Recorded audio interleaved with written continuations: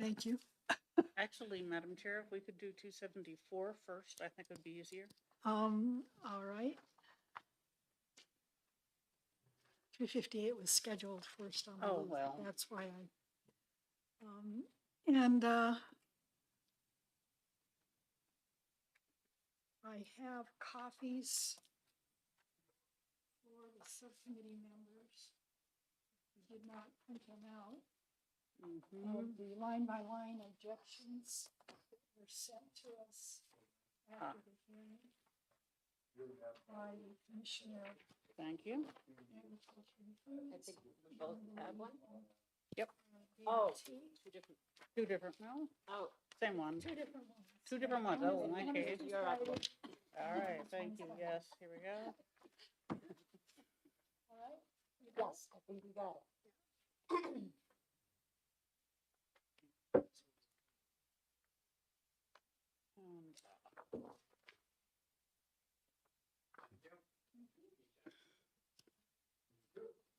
Okay, and Madam Chair, here's one copy of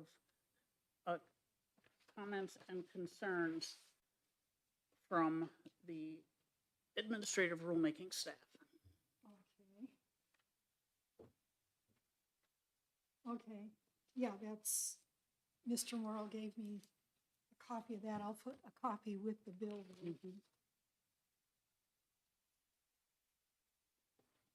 So, I move that we retain House Bill 274. yeah, all right, you may speak to your motion. Well, as you can tell by the, Second. Is there a second? as you can tell by the comments, there are a large number of issues with House Bill 274, and we don't really have time to address them. I think we can do some more work on this over the summer and look at the issues that are raised and the concerns of the agencies and see if we can come up with something. But we don't have the time to do it right now. I think that some of the concepts from House Bill 274 can be included in House Bill 358. Not all of them, but some of them. And that will help to, for example, I think the rulemaking agency, excuse me, the administrative rules is now sending the rulemaking register to every Yes. representative, which takes care of the questions that were raised on 358 about notifying the subject experts. Everybody gets it, whether they're a sponsor or just care about the issue. They'll have the information and they can act on it. And I think that solves one of the concerns from 274.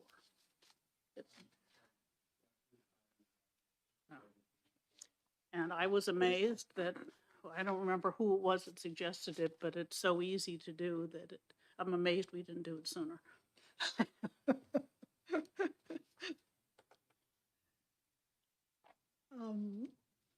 You seconded, would you care to? I agree.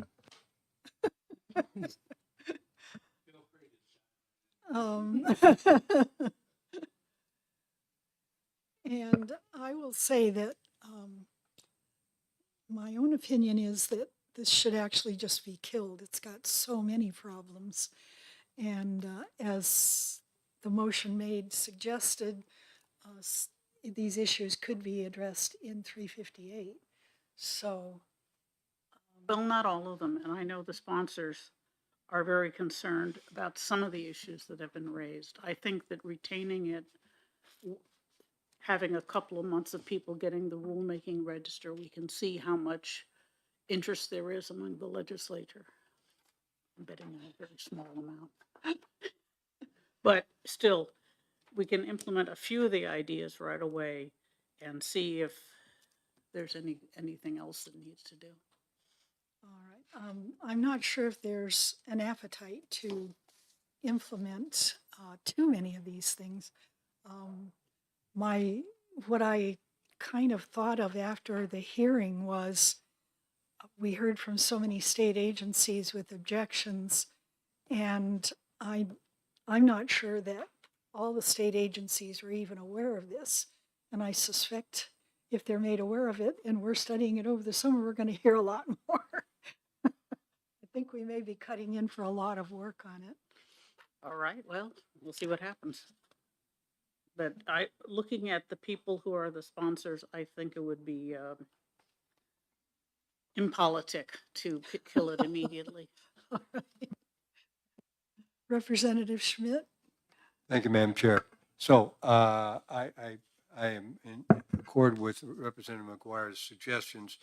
I think one of the important things that could be done by a working group working on some of the issues is to clarify the fact that a lot of the concerns that the bill seeks to address are misunderstandings either of the Constitution, of the GELCAR process especially, or of, I don't know, the law of gravity for that matter, because there are just a lot of things in the bill that either don't work, shouldn't work, or can't work.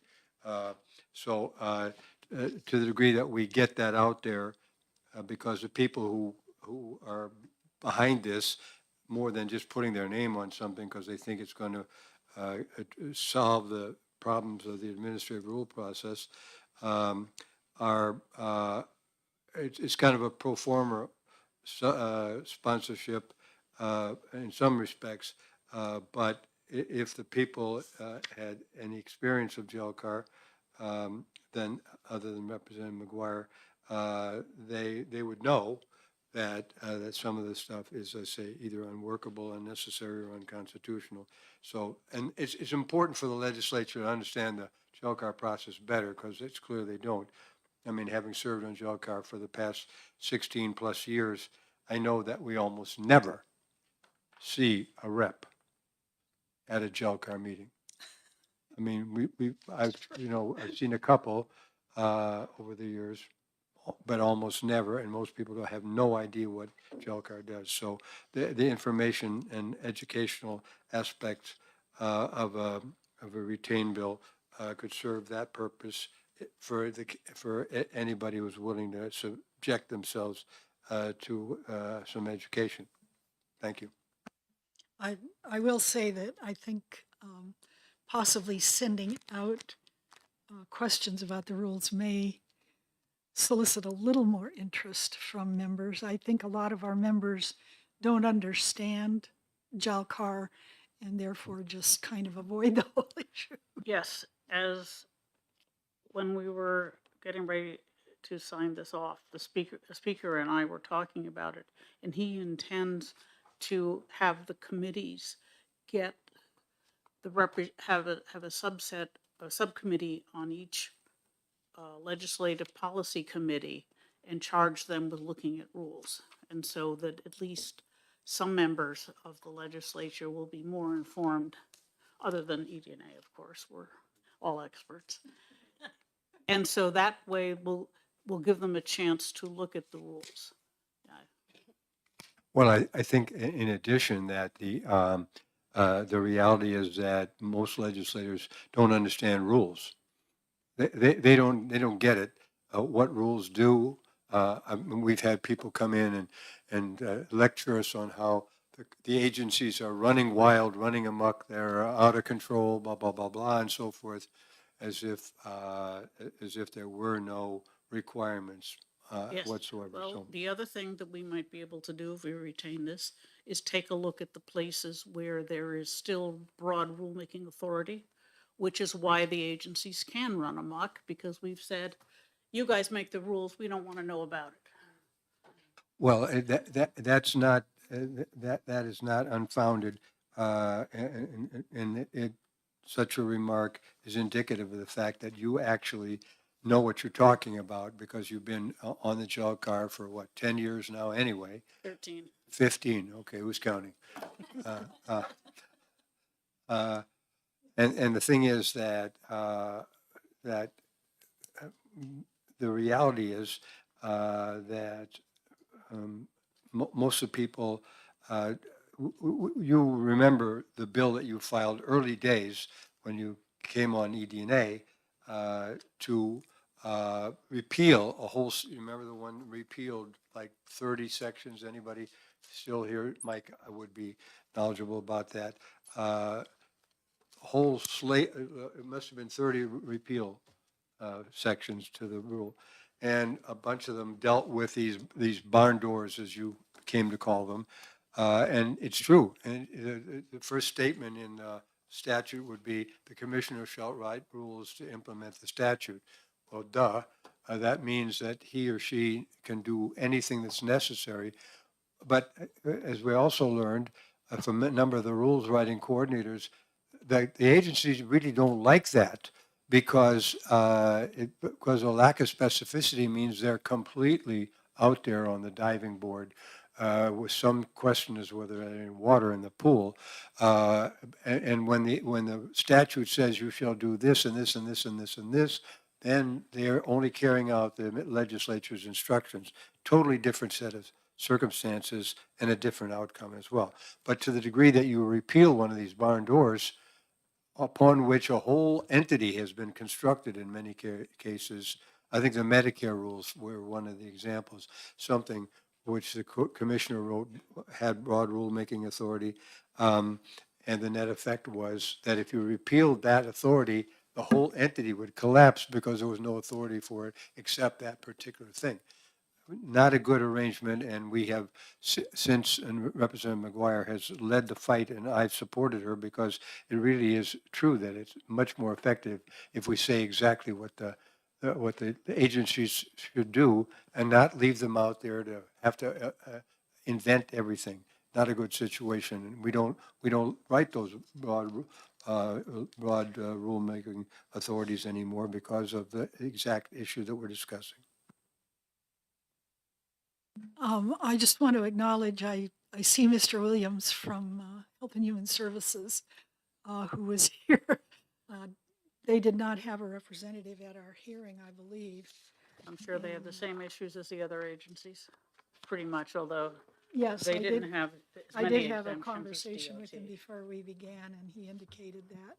So, like I said, I just wanted to acknowledge that he appeared to put in a word for that agency today. So are we ready to vote on this, I think? I'll just ask for a show of hands.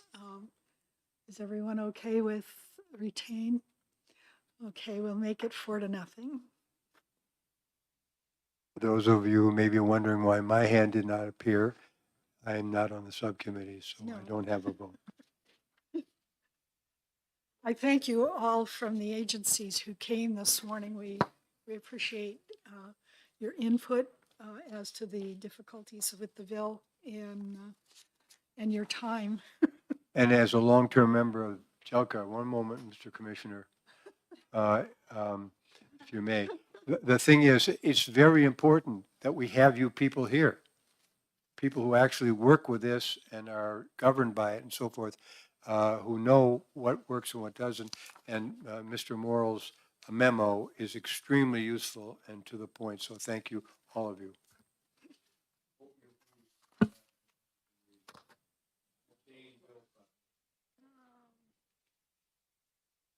just lost because I don't have a bill jacket for that. That's driving me crazy.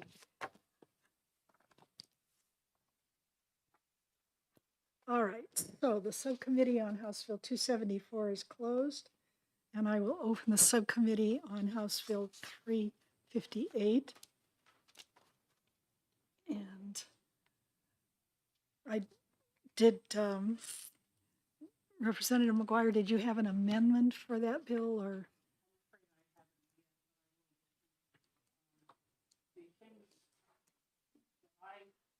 The things that I thought we should change is on page 1, starting on line 23. The description, that revised text needs to be rewritten. We want to and have in fact begun sending the notice with the copy of the rule to every member of the legislature, which is easier than this, to be honest. It just it's an email list. And it's more effective because there are often legislators who are not on the policy committee who might be interested in a bill. That might be subject matter experts or the sponsor or whatever. So just send it to everybody. And this should allow the legislature to look at the rule and comment during the public comment period. And I will say that they take comments from legislators, whether they're the sponsors or on the policy committee or not, very seriously. I had a chat with Representative with Ms. Modigliani on the vehicle registration rules, which I had some constituent issues with, and they replied and looked and they made some changes. I'm not 100% happy with their changes, but until I get another constituent issue, I'm going to, at which point I'll ask them to take another look at it. But they did, acknowledge the comments and consider them. So any legislator can comment. And this will be no more work for the agencies unless they get a lot of legislators writing emails saying, you've got it wrong, in which case they'll have to start over again. But if it's just the usual specific comments, this is during the public comment period anyway. They're expecting comments. So it should be efficient enough for the agency to deal with legislative comments at that point. Much easier than at any other point, and more appropriately than when it comes to GELCAR. So that section would be rewritten to just say so. I agree that that is the time for comments is early days, not after things have already taken a right turn or left turn. Yeah, well, I mean, obviously the agency can go out for comments before they have a draft, but it's probably easier for people who are not complete experts to look at them after they have a draft in front of them. I would ask Mr. Morrill, do you have any comments regarding that issue?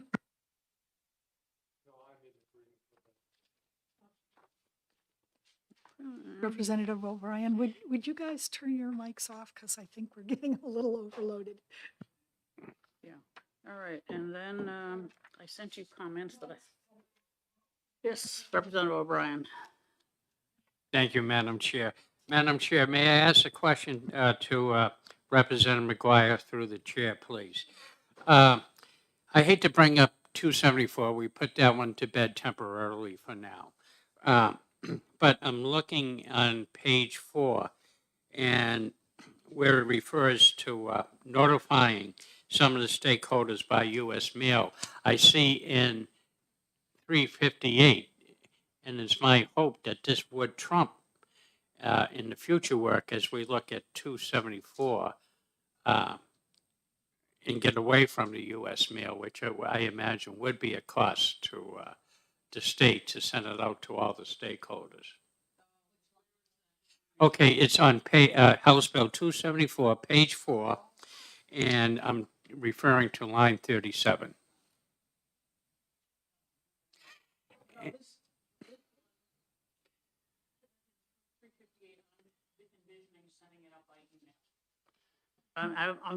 I just added, there's already an existing email list for the rulemaking register, and I believe they just added all House members or possibly all Republicans, all Democrats.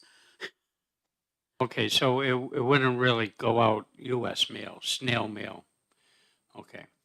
I wouldn't think that would be timely. And would that, if I may follow up, would that also include some of the stakeholders themselves?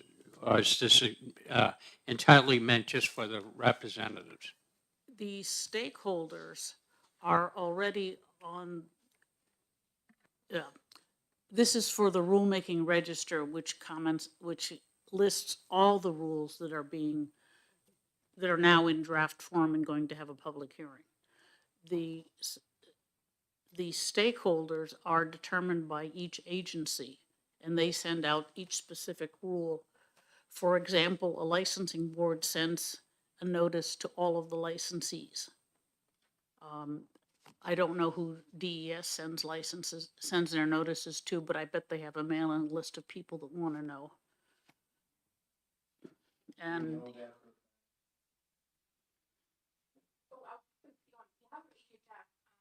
Each program knows who their stakeholders are. And for example, health facilities, when their rules are coming up for a specific license, they do send out drafts, even sometimes prior to us even filing them. They'll get them before we move forward. If not, they get copies via email once it's filed. I wonder if you should come to the mic.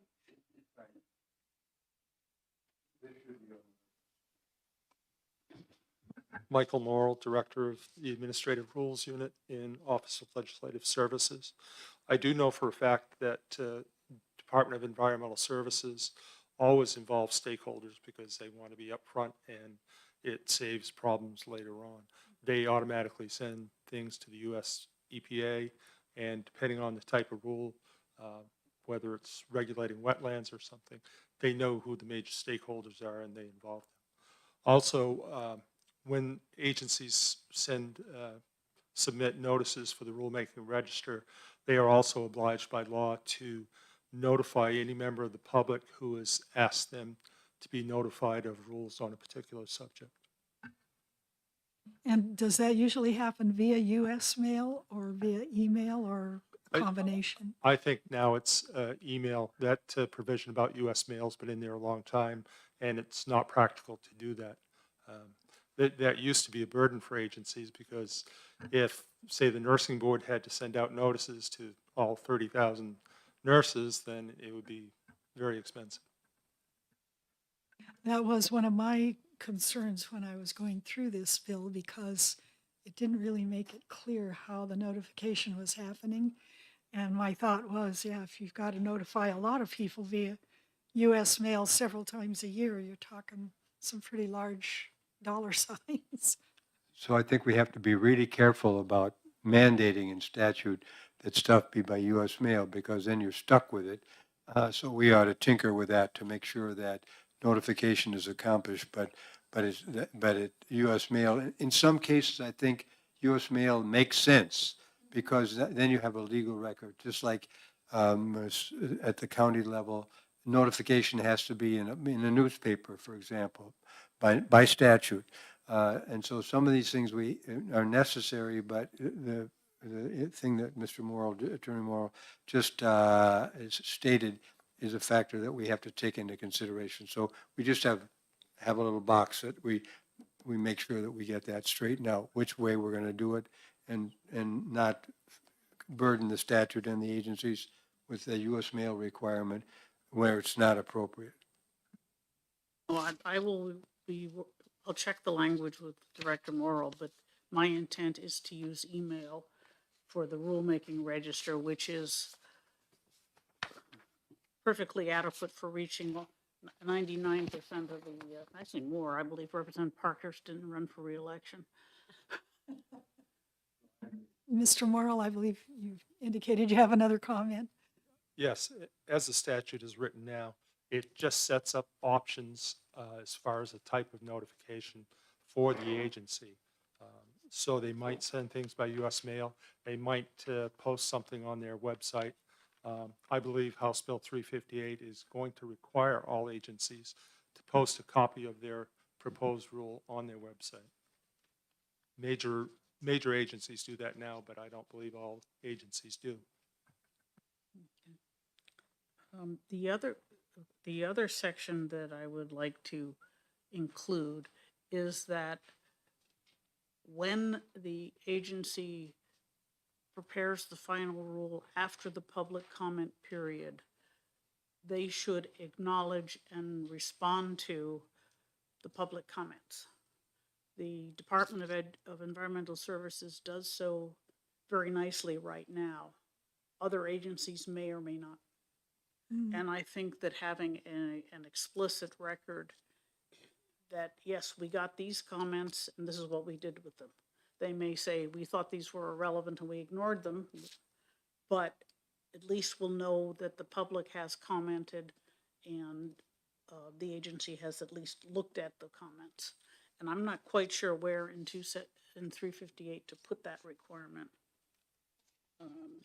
I would ask the sponsor, That's me. since she's a member of the committee, do you feel that you can have an amendment ready if this subcommittee meets again?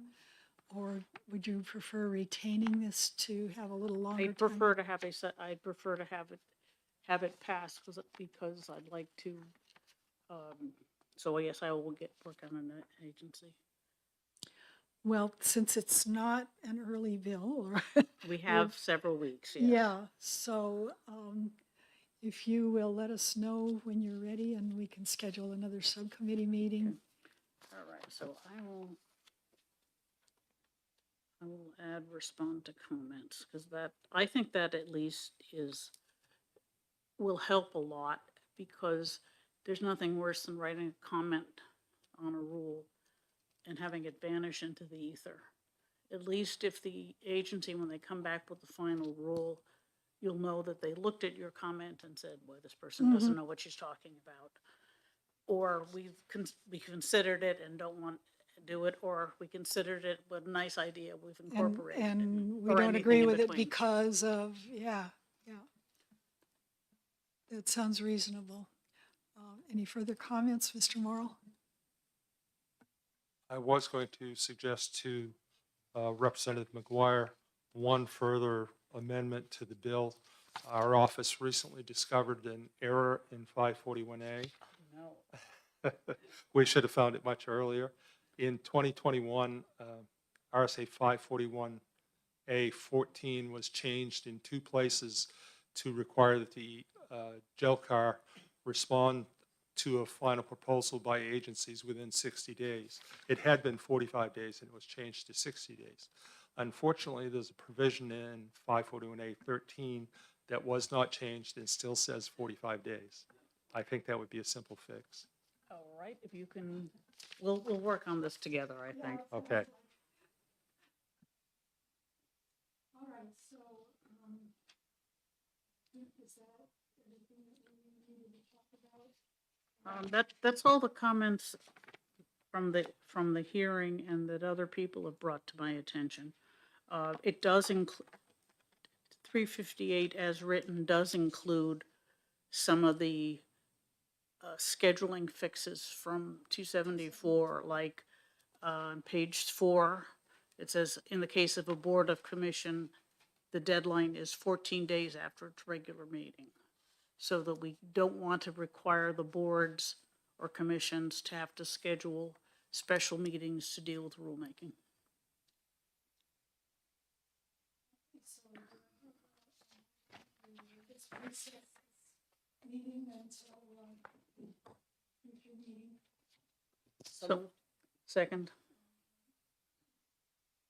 All those in favor? aye. Thank you very much, folks from Delcar, for taking time out of your day to come and speak with us. Madam Chair, I had a question. Sorry, I'll yield. thank you. I'm just wondering, so once you get the amendment and we look at this, that's when the committee will look at 274 and see what's already covered here, No, we've moved to retain 274. right? So the full committee can take that up in our next exec. So, This one likely will not be ready. Yes, it will.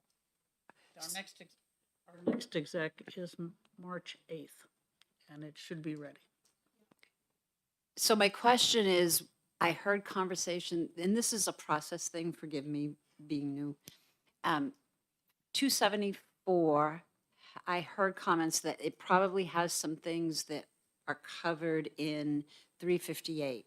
So my question is, by dealing with 358 and moving it along, then when we look at the other one, 274, we will be able to study then what's already covered in 358 that could be removed from 274. Am I understanding that correctly?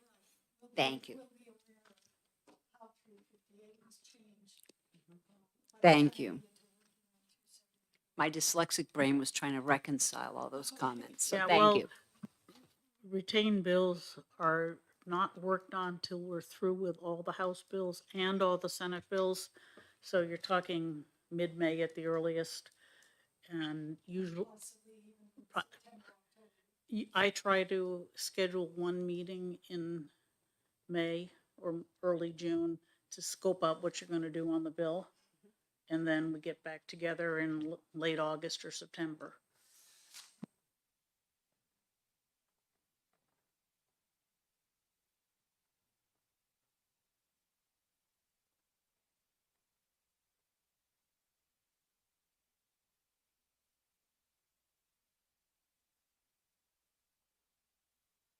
Thank you, Madam Chair. It's just a scheduling issue. Uh, Sounds like we have mutual agreement on the McGuire amendment that will be forthcoming. I just want to, can that be scheduled? I think the committee chair did say March 8th. Is that something we can do right before the executive session? You know, have a brief subcommittee meeting and then get right into executive session? Although I do like coming up here. You'll be coming up on the 8th for sure, no question about it.